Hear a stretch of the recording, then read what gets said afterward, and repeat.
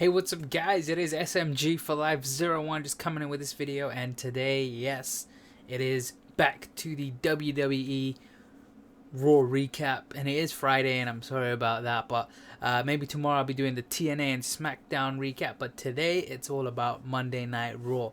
So if you're wondering why I keep looking that way, it's because my screen is projecting my camera. I'm using Windows 8 and that has its own camera function, so I'm using that, and that has my preview of the camera that I'm using. So what had happened on SmackDown, not in order, but from my own interest. First of all, what I remember is they had Jack Swagger and Alberto Del Rio.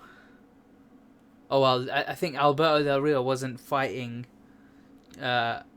Jack Swagger, but Jack Swagger came down to the ring, interfered in Alberto Del Rio's match, and broke Ricardo Rodriguez's ankle. That is pretty darn crazy. But yeah, it was. I didn't really watch through the match because obviously I didn't really have that much time in order to do that. But I saw what happened. Okay, yeah, Jack Swagger's pretty darn. I'm actually going on to them. Just heading over to the WWE, the website, because I want to figure out the fixtures, because I can't remember all of them, and that is because I wasn't paying too much attention when I was watching it because I was working at the same time. But let's see if I can even find it. So WWE shows Raw. There was WWE Tag Team Champions Kane and Daniel Bryan. They fought against, who did they fight against? Okay, I actually have them all here. They're all like just photos. So you had, I'm just gonna head over to the right one. Actually, Undertaker came out and he was talking, and then CM Punk interfered, started talking and trying to be like Paul Bearer, which was pretty good. I like that kind of that storyline. So you got Team Hell No versus Primo and Epico, and Team Hell No came out on top, and it was Alberto Del Rio versus Cody Rhodes, and Alberto Del Rio won. While he was celebrating, Ricardo Rodriguez got attacked by Jack Swagger. You got the Great Khali versus Fandango, and Fandango thingy was taking a piss out of him. Chris Jericho, and there was John Cena versus Darren Young. God damn, I missed this match because I was like, I ain't watching this guy because I don't like Darren Young. And that is crazy. Darren Young versus John Cena. Darren Young is basically the black version of John Cena. I remember saying that when I first saw him. So Kane versus CM Punk, no DQ. That was probably previous week. So you got Damien Sandow versus R-Truth, and I'm not too sure who won out of those, but who cares? No one really cares about that. Let's keep going. Randy Orton and Sheamus versus 3MB. Obviously, the Randy Orton and Sheamus wins that match, and then the Shield came out, the worst tag team in the world.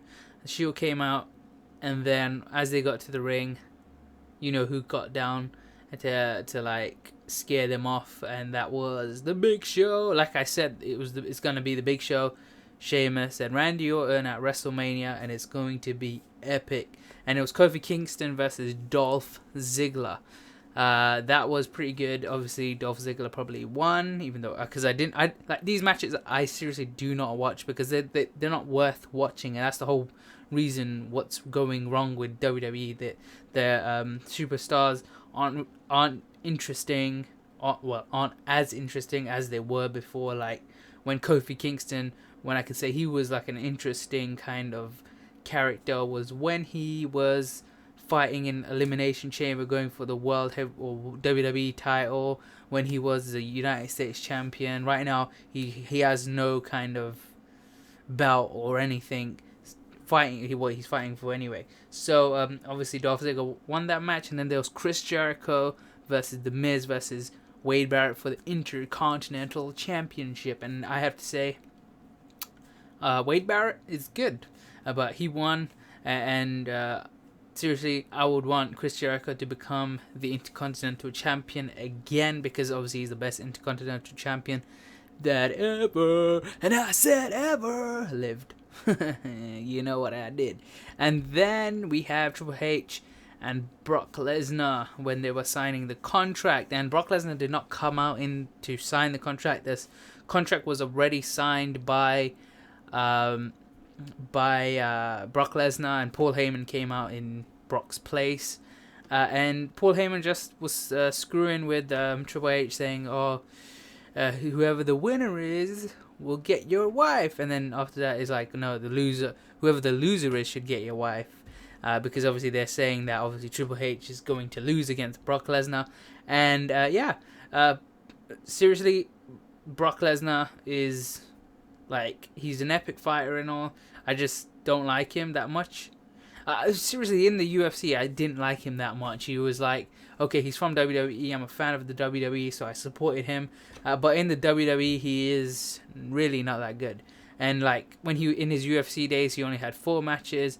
And I have to agree with what that guy, one of the guys said in UFC. How can you become a champion or a legend if you've only been in the UFC for like 2 years and had like 4 or 5 matches, and like he's almost lost most of his matches. He's lost 3 matches and won 5, so he's out 2. So yeah, and Triple H attacked Paul Heyman and the rules of the match, because it was like they picked the rules of the match. It was what was the rules? It's basically no holds barred, and if Triple H loses, his career is over, which is darn crazy. Triple H is probably like almost one of my favorite WWE superstars.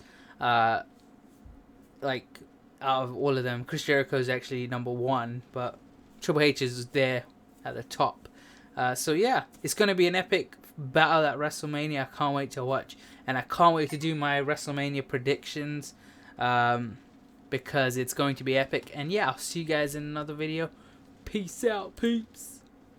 Oh, I'm pressing. Okay, it still didn't press. Peace out, peeps.